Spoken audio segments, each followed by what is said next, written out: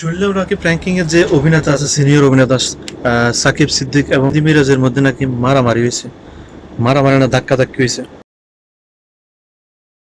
এখন তো দেখছেন, ভিডিওটা দেখছেন তো, ধাক্কা ধাক্কি তাদের মধ্যে ঠিক হয়েছে। এবং এই মারামারির জন্য নাকি আরোহী মিম দায়ী, সেটা আমি না, ফেসবুকে অনেক পাবলিকে বলতেছে।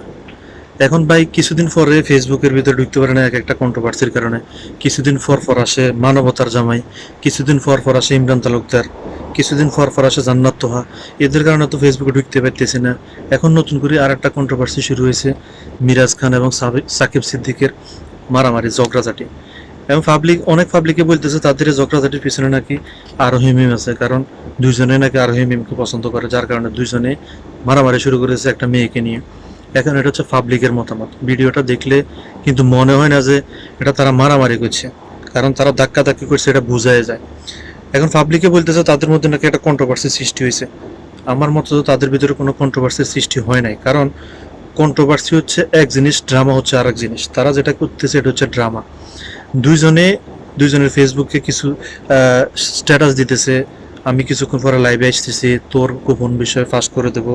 আরেকজনের দিতেছে, আমি লাইভে আসতেছি রাত 10টায়, সম্পূর্ণ প্রমাণ আমার কাছে আছে, তুই অপরাধী। এক একজন এক এক ধরনের মানে একটা স্ট্যাটাস দিতেছে আর লাইভে আসতেছে, কিন্তু কেউ খোলাসা করে বলতেছে না তারা কি জন্য মারামারি করছে, কি জন্য তাদের ভিতরে ঝগড়াঝাটি হয়েছে।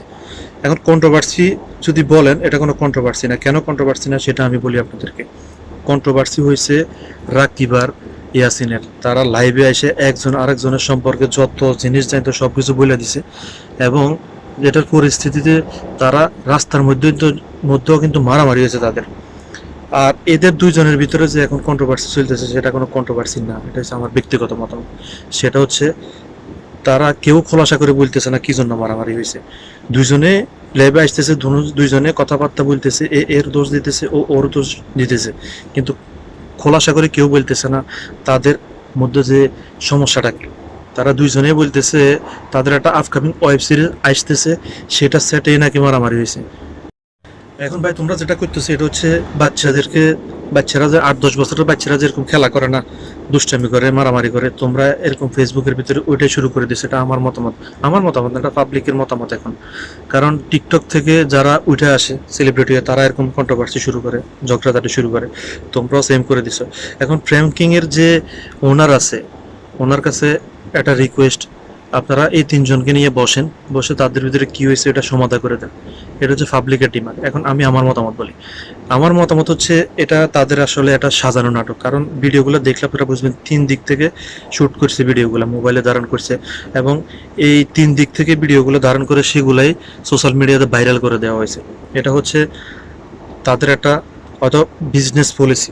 কারণ বর্তমানে প্রচার দুইভাবে করে, একটা হচ্ছে রাইট ওয়ে, একটা হচ্ছে রং ওয়ে। এখন মানে আমার মতে তারা জিনিসটাকে প্রচার হিসেবে নিতেছে, কারণ তাদের যে আপকামিং একটা ওয়েব সিরিজ আসতেছে, সেটার একটা প্রচারণা তারা চালাইতেছে। এটা আমার ব্যক্তিগত মতামত। জানি না পাবলিকের মতামত কি হবে, আপনারা একটু কমেন্ট বক্সে জানাই যায় আপনাদের মতামতটা কি।